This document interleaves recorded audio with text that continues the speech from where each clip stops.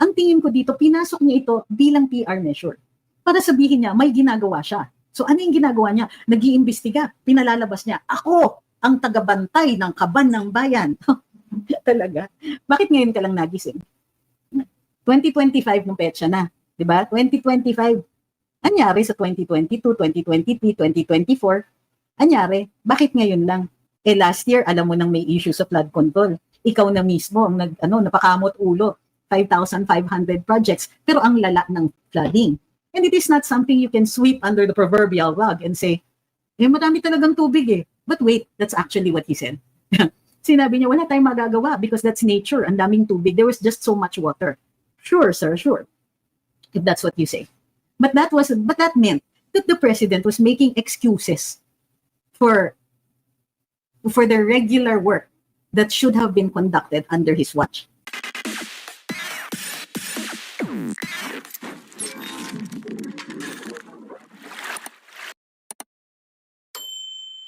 So, yun. So, i-recap po natin, ha? The president seems to be winging it. Kumbaga, to be fair, he did point out na may anomalous projects dito sa flood control. Kasi 2 years siyang na-fact check ng panahon. So, tapos, humingi siya ng report sa DPWH, tapos naglabas siya ng 15 na kontratista. What is wrong with this picture? Number 1, the first person he should have been holding accountable is his DPWH secretary. Number 2, he has to acknowledge this happened on his watch. This was primarily an executive thing, also primarily executive. Kasi it is the executive branch that conducted the bidding, that identified the projects, and so on. Pero nasingitan nga lang sila sa budget ng ibang mga may agenda. Okay. Pinasok niya ito primarily as a PR measure. Ito po ang nakikita natin. Basis, opinion po ito, ha. Ang tingin ko dito, pinasok niya ito bilang PR measure. Para sabihin niya, may ginagawa siya. So ano yung ginagawa niya? Nag-iimbestiga, pinalalabas niya, ako ang tagabantay ng kaban ng bayan. Talaga. Bakit ngayon ka lang nagising? 2025 nung petsa na. Diba? 2025. Anyari sa 2022, 2023, 2024, anyari, bakit ngayon lang? Last year, alam mo nang may issue sa flood control. Ikaw na mismo ang napakamot ulo. 5,500 projects, pero ang lala ng flooding. And it is not something you can sweep under the proverbial rug and say, marami talagang tubig eh. But wait, that's actually what he said. Sinabi niya, wala tayong magagawa because that's nature. Ang daming tubig. There was just so much water. Sure, sir, sure. If that's what you say.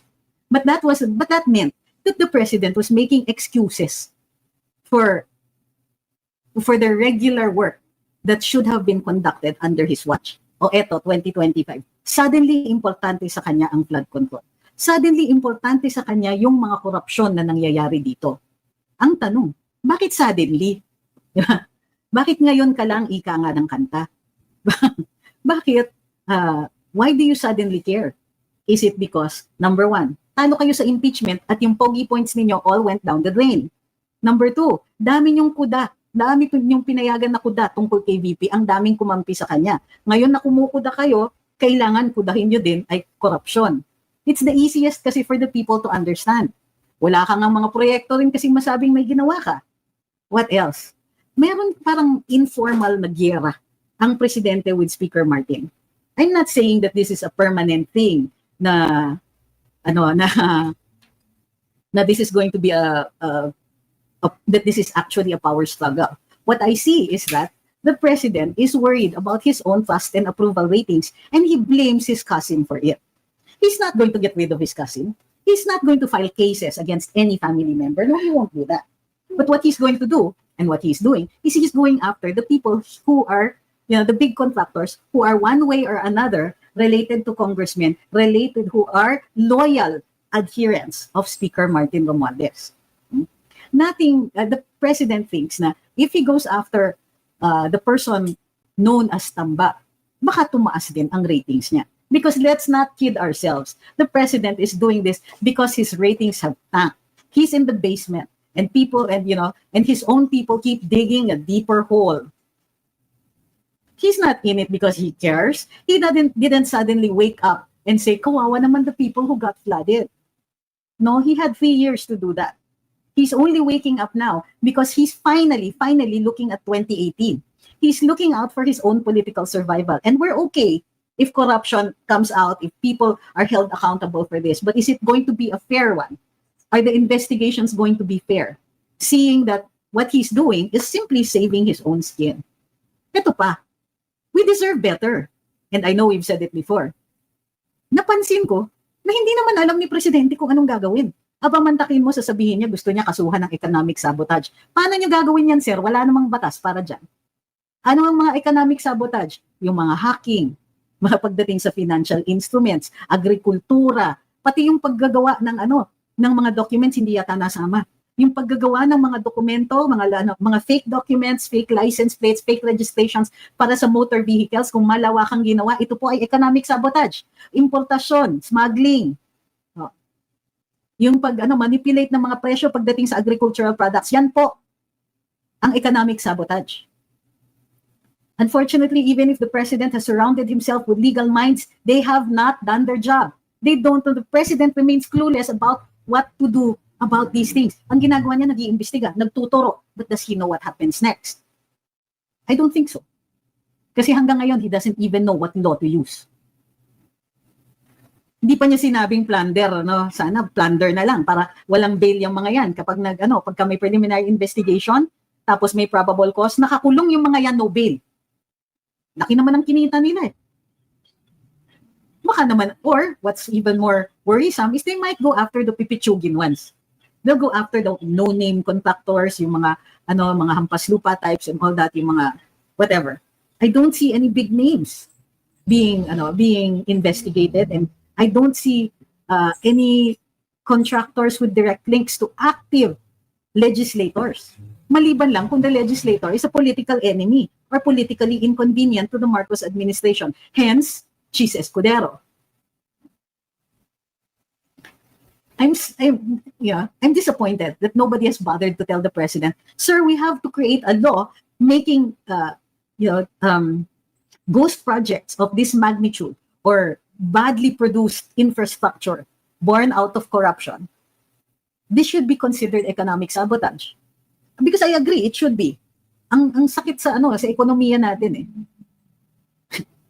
But the president did not do his homework. The first thing he should have done was in 2022 and 2023 had his made it part of his legislative agenda.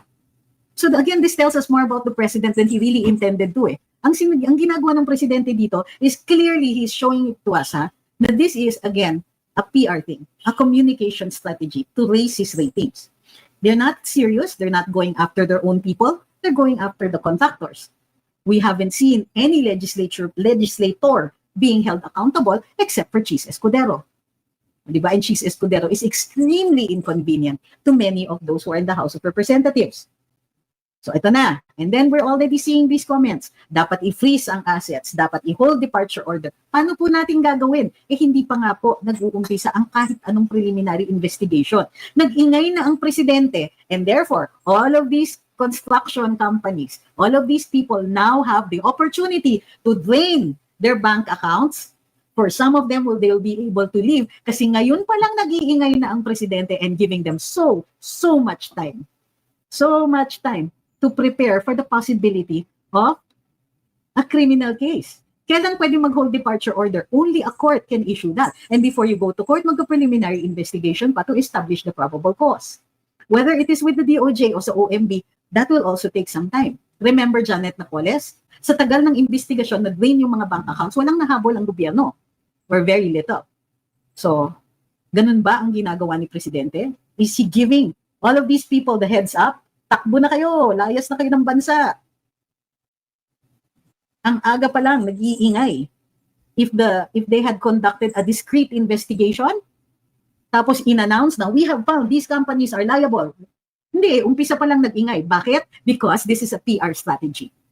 Sabi ni Tubig, kay PRD, may result na yan. May kalalagyan sila. Kay BBM, frustrations. Kung may gagawin siya, hindi sigurado kung mananagot. Mapupukot ang predators ng budget para sa elections 2028 ata na move.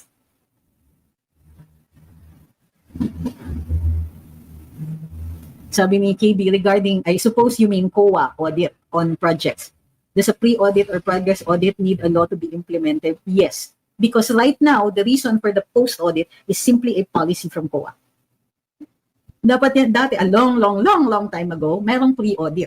Ngayon, ayaw na ng COA kasi they become responsible. Pag pre-audit nila, sasabihin nila, oh, ito pwede niyong gawin, ito. See, the problem with a lot of these projects, it involves a lot of guesswork. And if it involves a lot of guesswork, yung mga matitino, nahihirapan pumasok dyan. Kasi, yung mga sanay na halang na yung bituka pagdating sa mga proyekto na yan, sila yung parating nakakakuha ng mga proyekto. If you're young, you're idealistic, you're new, even if you had all of the assets and all of the requirements, talo ka sa experience ng panggugulang ng ilang mga kontratista dyan. Alam na nila eh. So COA, if they set a pre-audit, i-audit nila, alam na nila may capability to, ito ang mga kailangan makita, ito yung kailangan na pruweba, then any competent person, para sa akin kasi the more people who can get involved in this, the more real competition there is, baka mag-go out natin yung mga magagaling.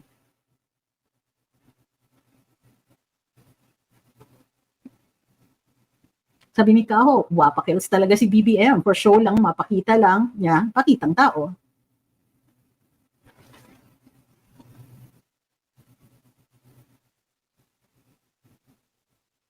Sabi ni Miss Emma, nakakamiss po ang cabinet meetings ni PRD na kahit madaling araw na ay sarap pakinggan kasi kanya-kanyang report yung mga kabsek niya.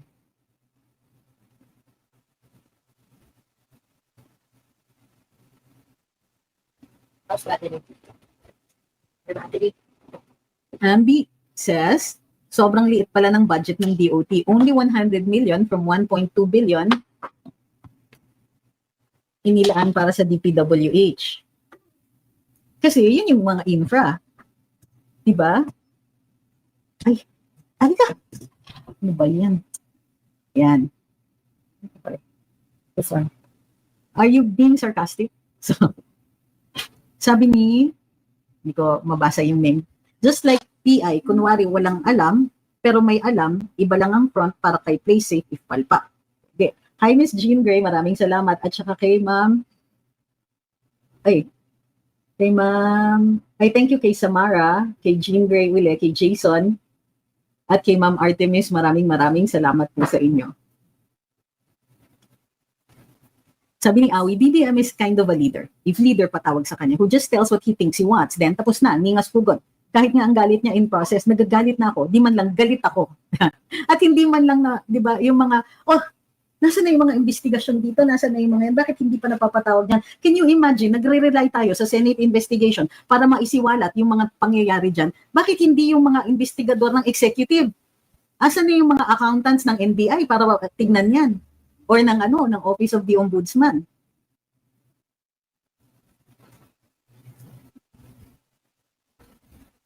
Sabi ni Raymond, sino pa kaya ang nag-appoint kay Kong Saldico regarding doon sa sinasabi ng VP na 2 tao lang may hawak ng budget? Sino pa ba ang head ng House of Representatives? Tingin mo may nangyayari sa House na hindi pinapaalam kay Speaker? Sabi ni Ma'am Kitty, sabi ni Kitty Golfer, good evening. To be honest, BBM is showing frustrations. Pero wala namang ginagawa. When PRD said weak leader si BBM, nagtaka lahat dati. Ngayon proven na. Parang every so often napuprove nga. Parang every month or so may panibagong nangyayari tapos sasabihin na naman natin, budol, dapat nakinig tayo kay PRD. Weak nga talaga. Paulit-ulit yan. Every so many months. Lalabas na naman. Sabi ni Ma'am Kitty Golfer, ngayon proven talaga, tama talaga si PRD. Ayun na nga. Hi kay Dolce Vita, sabi niya, ciao. Nakauwi na kami sa Rome, ba't gusto ko lang palakpakan ang Cebu. Grabe, lahat ng makausap ko, puro pro Duterte at ang mga posters nila sa mga bahay-bahay nila, hanggang Bantayan, puro Duterte. I love it. O, diba?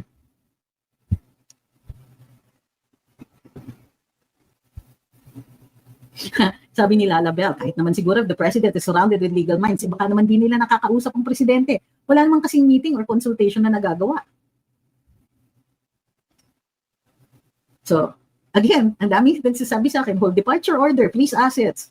Mas mabilis pa tayo magpa-freeze asset kung tawagin natin mga terorista yung mga yan. Sabi ni MJ, dapat may action kasunod ang PR. Hindi. May action naman talaga, but it will take some time. Look, daldal ng daldal ang presidente. So anong gagawin ngayon ng mga construction companies na yan? Hindi naman maho-hold yung kanilang mga bank accounts right now. You need to establish the crime first. O nasan yung predicate crime dyan? Ifa-file pa yan. Hindi pa nga na-file. Senate is only opening the investigation now. There is no investigation in law enforcement. Nasaan yung mga hindi maho-hold departure, hindi maho-freeze yung accounts. Naintindihan niyo yung sinasabi ko dito? Do you see what's happening here? The president sounded the alarm very early.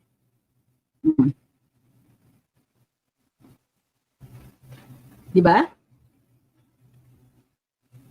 Sabi ni MJ, dapat nung nag-announce, may nagawa na aksyon. Dapat nung nag-announce, may probable cause na. Lumalabas na yung mga warrant. Sabi ni Rex, sa mga diskaya, may mahahabol pa yung mga luxury cars and jade stones. Tingin nyo, hindi sila magtatago, lalong-lalo na ngayon, ang daming nagdi-discuss tungkol sa mga property nila. Especially now na, and thank you kay Mayor Vico Soto, I have to admit, mas believe na ako kay Vico Soto ngayon for what he did, for exposing what Julius Babaw and Corina Sanchez may have been doing. Of course, kalaban niya si Sara Diskaya dun sa sa politika, but I'll take that. Okay pa. Uy, Vince, what's wrong with me? Sabi ni Awi, kawawa yung maliliit na kontratista na umaattend ng hearing trying to save his business, pero the big ones never attended and are mysteriously silent. Although big or small should be held accountable. I agree. Tama naman din po yan. Parang feeling ko dapat mas mabawasan ng konting init yung mga nag-a-appear at the very least. Sabi ni Mamira, parang ganito lang yan. Sige, magsitakbo na kayo para di niyo ako maituro.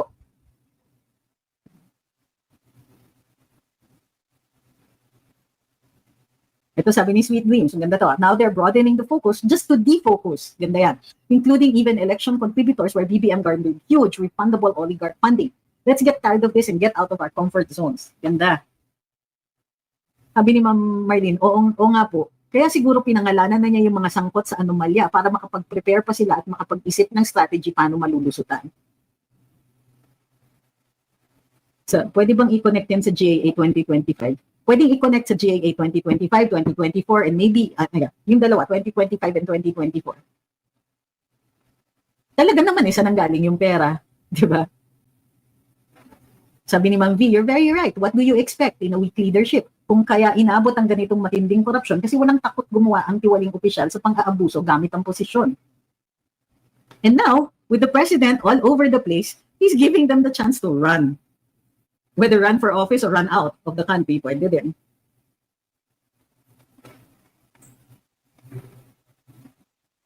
Sabi ni Sir Manny, will BBM and his legal circle not be planning to just pick the Pipichugin ones tapos make an agreement with them to be witness against PF? Pwede rin. May punto ka din dyan. Hindi ko nga naisip yan, pero may possibility pa rin yan. Lalong-lalo na kung sa House investigation yan. Sabi ni Ms. Awi, Zaldico has been missing since the 19th Congress hearings of the VP. Di mo makita kung saan nagtatago. Malamang nakapagtago ko na ng kayamanan yan. Ang laki ng heads up kasi nila, presidente ang nagsiwalat. Di ba? So look at the time span. Anong gagawin? So magre-rely sila sa Senate investigation. They can do that O sige, hintayin nila yung Senate investigation. After the Senate investigation, magre-recommend si Senator Marcoleta. Good job. Re-recommend yan dun sa, let's say, sa OMB. O, sige. OMB will open its own investigation. Gets nyo? After that, saka lang magkakaroon ng warrant kung sakasakali may ma-establish sila na probable cause. So how long will that take? Baka next year pa yan. So nang sinabi ni Presidente, mahiya naman kayo. Kaya pala pinapalakpakan siya. Yun yung theory ko. Ang theory ko, nung sinabi ni Pangulo, mahiya naman kayo. Palakpakan yung mga congressman kasi, uy, salamat Mr. President, ang laki ng oras na binigay niyo sa amin para makapagligpit kami ng mga bank accounts namin. Sabi ni Ma'am Marlene, wala na, lusaw na ang billions na pera, tinangay na rin ng baha. Parang yung mga, ganito lang yun, parang tinigyan pa ni Presidente ng cover, di ba? O ngayon, iimbestigahan na kayo. Go na. Sabi ni Marvin, dapat mag-open na ng vlog ang Pangulong. Di ba meron naman siya? Laging clickbait sa mga media, galit daw anong gagawin after? Hi kay MJ.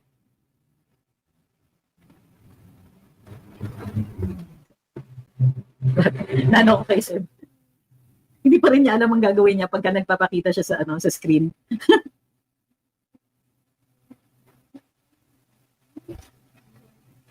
So, di ba? Ano to? Ano tong ginagawa ni Presidente? Built to fail, destined to fail. Kasi ngayon nag-a-announce siya ng ganito, ganyan, nag-iimbestiga siya, nagtuturo siya ng particular projects. O di ngayon pa lang naghahanda na yung mga kontratista, yung mga defenses nila. Kung wala silang defenses at ayaw nilang magturo, ayaw nilang mag-state's witness, o di sige.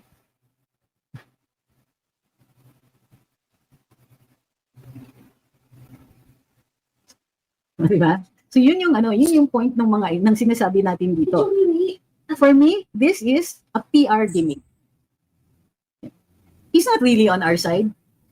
They should have worked quietly, gathered the evidence, and then announced.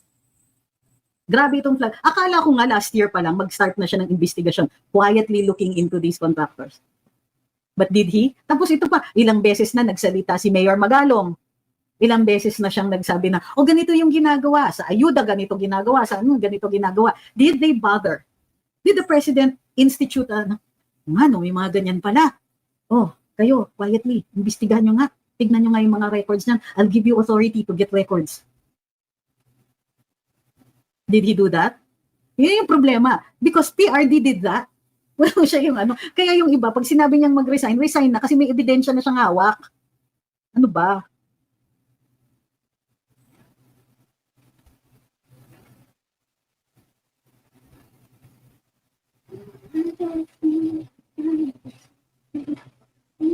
Sabi ni Ma'am Jocelyn, nagbigay ng idea si BBM para makatakas ang mga korap. What else can we think? He gave them the heads up. Ngayon, nagkuha ng abogado yan, nagkuha ng mga accountant yan. Baka and in fact, para hindi sila anti-money laundering, kunin na nila yung mga mga nakatago nilang ari-arian dyan. Baka naglipat-lipat na sila, baka nagbebenta na.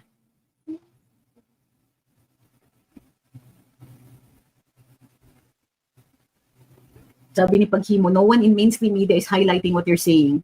Bayad pati mainstream media. I don't know if bayad, but they certainly seem to have huge blinders. Kaya nga ayoko, wag kayong gagamit ng AI to evaluate the Duterte administration kasi lugi tayo. Lugi because most of the info that AI gets is from mainstream media. They will ignore the popularity of the president or former president.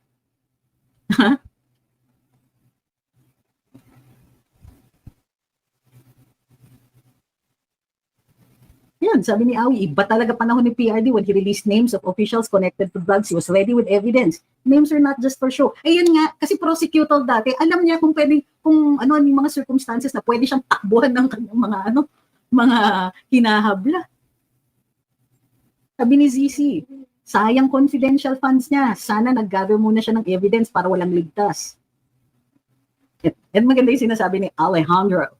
Sabi niya, lesson po sa atin, hindi talaga pwede magpresidente ang elite. Kasi wala silang alam sa totoong sitwasyon. Sa ground, akala siguro nila lalaban ng patas ang mga korap. Walang gulang sa katawan. In fact, ang bait mo pa magsalita eh. Kasi ikaw, ina-assume mo pa na in good faith si BBM.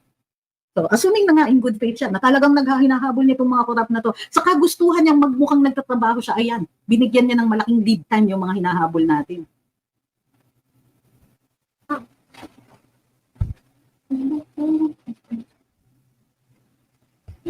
Ano ba kayo?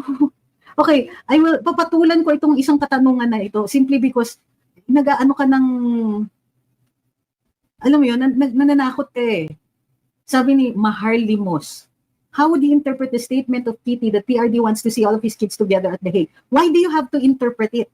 Baka may mahalaga siyang sasabihin. Now, whether yung mahalaga niyang sasabihin is good news or bad news, if he wanted us to know, if he wanted us to speculate, he would have said something more specific. Right? It is not for us to to second guess him or to interpret him. Hindi siya yung type who would sugarcoat any bad news. What if he just wanted to discuss his case with them? What if he just misses seeing them all together? What if he decides na, ang ganda ng rapport ninyong apat, gusto ko naman makita kayo dito sa akin. There's so many ways to interpret that, mababaliw ka. So why are you doing that to yourself? And why are you doing that to other people? Can we just take it for what it is? He wants to see his children. What parent doesn't want to see all his children? What parent doesn't want to see na magkakasama at maligaya yung mga anak niya? Lalo na kung hiwalay sa kanya. Can we not always thinking of the worst case scenario, always thinking of the bad things that could happen. Tinutulungan lang natin yung kalaban natin by doing that eh. Di ba? Why would you want to allow the enemies, the political enemies, to make hay out of these things? Magdiwang sila. Matuwa sila na we're worried about everything. Na ito yung tingin natin na nangyayari. Ibo-broadcast ninyo na feeling natin talo? Ganun ba yon? Why? Tell me, what is the value to doing these things? So, can we please, alam ko natatakot kayo and bunga ito ng matinding pagmamahal ninyo. Pero, di ba tulungan naman natin sila? Huwag tayong mag-speculate ng ganyan.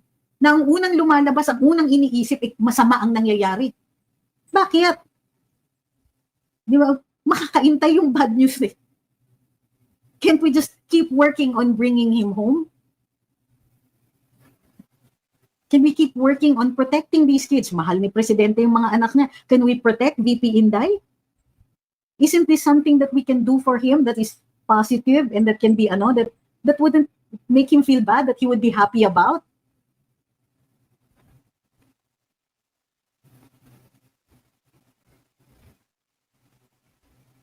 So, yun lang po. And normally, I've already made it a policy na ayoko nang pumatol sa mga katanungan that take us away from the topic at hand. Sabi ni Mako Kiki, inunahan ni BBM declare o publicize ang kapalpakan ng administrasyon niya kasi he knew sooner or later madidiscover ang korupsyon nila. Tumatawa pa, napaka-insensitive. I think it's a nervous state for the president. Yung mga tipong, kita nyo, wala. Ay, nako. It's nervousness. But still not appropriate.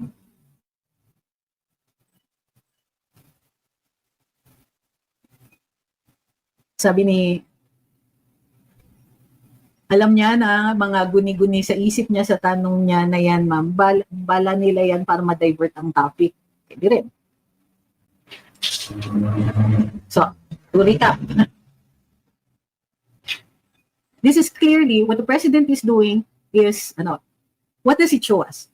When the president talked to the media and then he said something like, he wants to file, this should be a case for economic sabotage. The president didn't know what he was talking about. He doesn't know that there are specific laws covering very specific acts that constitute economic sabotage. And the plunder of the plunder involved in infrastructure projects, particularly flood control projects, is not one of those. Wala pong batas na nagsasabi na yung pagnanakaw through the infrastructure projects ay economic sabotage. Hindi po alam ng presidente kasi hindi siya handa para dito sa kanyang proyekto. Ang proyekto na ito ay maliwanag. Yung pag-raise niya ng issue ng flood control, maliwanag ito. This is a PR thing. It is a gimmick. It is intended to raise his trust and approval ratings. It is intended to make him look like he is working. It is intended to make him look clean, pure as the driven snow. But really, is that what he is doing? By announcing prematurely investigations into these projects, he has just given a huge heads up to these contractors and possibly their cohorts or co-conspirators. Even if there are investigations that are conducted later on, they have not learned from the Janet Napoles cases. Janet Napoles was able to drain all her bank accounts because it took a while to establish probable cause in preliminary investigations. Sa plunder at saka sa violation ng Anti-Money Laundering Act, kailangan ng tinatawag na predicate crime. Ano yung predicate crime? Kasi you launder money as a result of a crime. So you have to prove the existence of a crime or the probability of the existence of that crime bago kayo makapag-freeze ng accounts. Bahagi kasi rin yan ng due process eh. At yan po ang nakasulat sa batas. So, seryoso ba si Presidente Marcos sa paghuhuli? Ang dami na kasing clues eh. The fact na 15 lang yung nilabas na kontratista. The fact na ang unang-unang tinamaan dito na politiko ay kalaban si Chis Escudero, who has a very strong voice in the impeachment dismissal. In the dismissal of the impeachment case in the Senate. So, di ba? Bakit ganyan? Bakit ganito yung the president is more intent on making headlines instead of actually catching the crooks. Because if he wanted to catch all these people, if he really wanted to go after and get back the money, then these investigations should have been done on the down low.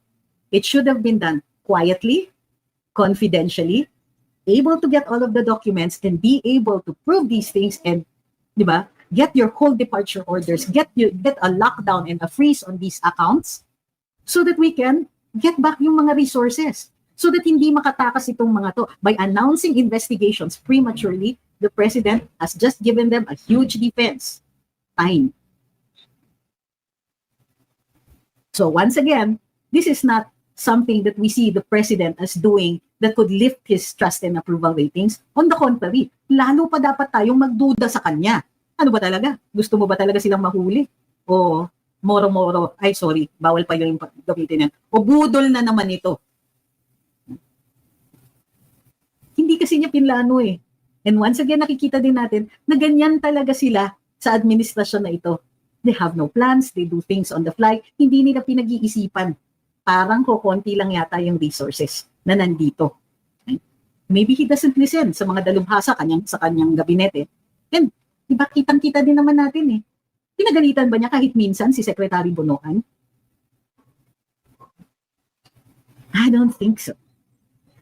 Siguro mahina din sila pagdating sa batas kasi tignan ninyo, binasag ni Attorney Topacio yung sinasabi ni Undersecretary Claire Castro na bawal daw ang malawakang ang mandatory blood testing kasi binawal na ito ng Korte Suprema doon sa kaso na, wait, I forgot the citation. It's a Comelec case, okay? Sabi ni Yusek Claire, base doon sa kaso na yon, sabi ng Korte Suprema, pinagbawal ang mandatory drug testing para sa mga kandidato. Sabi ni Attorney Topacio, para sa kandidato yun. Walang nakalagay doon sa desisyon na yon na bawal para sa lahat ng mga government officials. I will take it one step further. I read that decision.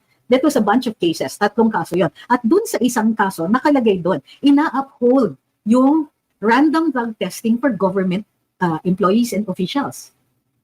Walang nakalagay doon na bawal ang malawakang and mandatory drug testing for everybody. Inaalaw ang random. So, sabi ni Attorney Topacio, parang may konting, parang sinasabi niya, mali yung pagka-cite ninyo ng kaso. It can be taken a step further. Parang mayroong konting, sino ba yung nagsabi nun eh? I remember in one hearing, dun sa mga, these were the Magdalo cases, one of the lawyers on our side accused the prosecution of intellectual dishonesty by misciting a case. So this is very, very close to that. Walang nakalagay dun sa kaso na sinasite ni Attorney Claire that bawal ang mandatory drug testing. It upheld the law that said pwede ang random drug testing for government officials and employees. So dito, President Marcos should have been apprised na wala pong economic sabotage pagdating sa mga infra projects na ito and that they have their work cut out for them. They should ask that a law be passed. Dapat Kongreso ay nagpapasa ng batas. Pero will the House of Representatives be cooperative in this? Abangan natin kung sakasakaling maipropose nga ni Pangulong Marcos. And in the meantime, tignan natin kung paano maghahanda ang naturang mga kompatista sa darating na unos dahil ang laki ng heads up na binigay ni Presidente Marcos. Maraming salamat sa lahat ng sumubaybay dito sa ating live ngayon. Maraming salamat sa lahat ng nag-like, share, follow at subscribe at maraming salamat po sa tuloy-tuloy ninyong suporta para sa amin.